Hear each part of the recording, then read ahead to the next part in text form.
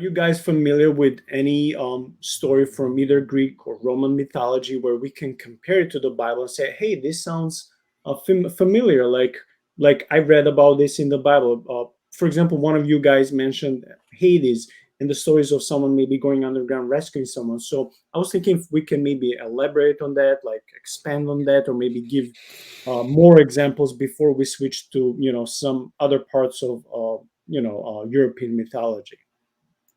Yeah, yeah. So Orpheus was a hero, and he had a wife, and I can't remember what her name was. It starts with an E.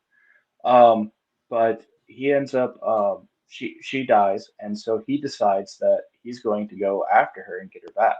So he goes down and he talks to the god of the underworld, which is Hades, and I think it's actually his wife Persephone who allows her to go back with Orpheus.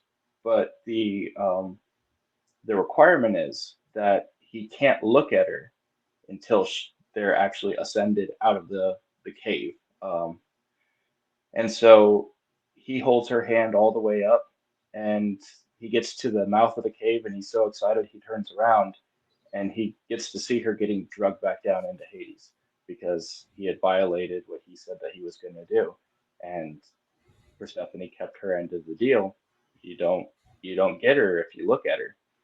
Um, and I can see a lot of parallels there. Maybe not necessarily just with Christ. Obviously, Christ going down to get his bride, but well, first of all, Christ isn't asking. Um, he went down there to go to war.